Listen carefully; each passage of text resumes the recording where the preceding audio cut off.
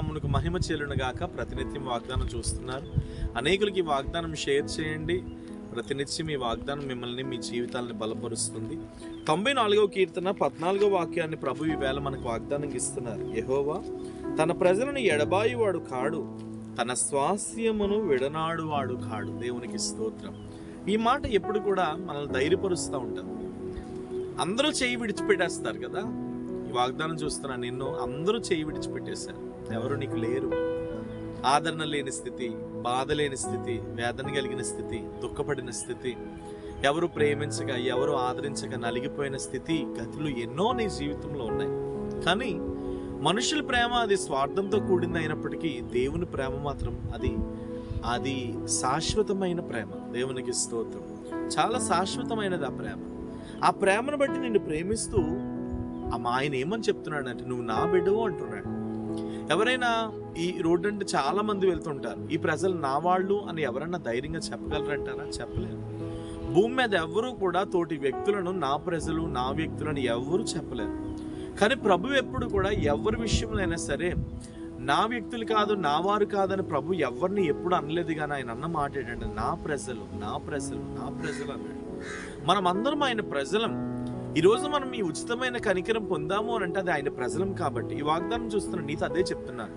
నీకెవరు ధైర్యం, ఎవరి అండ లేకపోయినా నజరేయుడు అని యేసు అండ, ధైర్యం నీకు ఎప్పుడు ఉంటూనే ఉంటుంది. నా ప్రజలు అని ప్రభు అంటున్నాడు కాబట్టి తప్పనిసరిగా ఆయన నీ జీవితంలో ఒక ఉన్నతమైన కార్యము చేయబోతున్నాడు. కాబట్టి ధైర్యం తెచ్చుకో. నువ్వెవరి సొత్తు కాదు, నువ్వెవరి స్వాస్యము కాదు. నిన్నెప్పుడు దేవుడు చేయి విడిచిపెట్టడు. తన స్వాస్యమైన నీతో ప్రభు చెప్తున్నటువంటి మాట ఏంటంటే, నిన్ను విడిచిపెట్టనని చెప్తున్నాడు, విడువనంటున్నాడు, ఎడబాయనంటున్నాడు.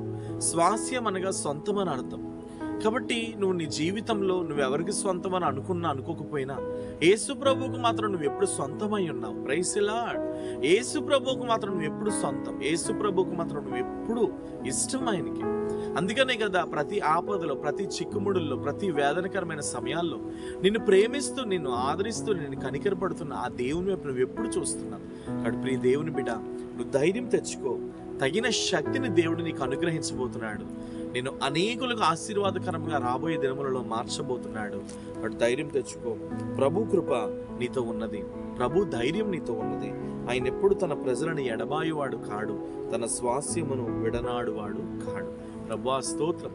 నీ పిల్లల్ని నువ్వు విడవనంటున్నావు, నీ పిల్లల్ని నువ్వు ఎడబాయనంటున్నావు, నీ పిల్లల చేతులు నువ్వు విడిచిపెట్టనంటున్నావు. ప్రభువా, నువ్వు ఇస్తున్న వాగ్దానంకే స్తోత్రములు. ఇప్పుడే ప్రభువా, ఈ వాగ్దానం చూస్తున్న వారి మీద పరిపూర్ణమైన నీ సన్నిధి దిగివచ్చి ఎవరిని ప్రభువా మీరు చేయి వదలొద్దని ప్రార్థన చేస్తున్నారు. ఎవరు ఎక్కడికి వెళ్ళినా వారి జీవితాల్లో జయమును చూచుదురుగాక. ఎవరు ఎక్కడికి వెళ్ళినా వారి బ్రతుకులలో ఒక ఆశీర్వాదమును చూచుదురుగాక.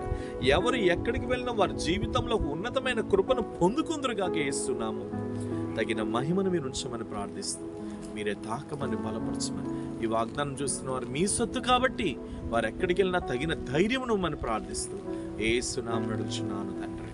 ఆమేన్. God bless you. దేవుడు నమ్మదగిన వాడు. వాగ్దానం అనేకులకు షేర్ చేయండి. ఎండలు చాలా ఎక్కువగా ఉన్నాయి, బట్ ఏది ఏమైనా ప్రభు కృప మీతో ఉంది. ధైర్యం తెచ్చుకోండి. God bless you. ప్లీజ్.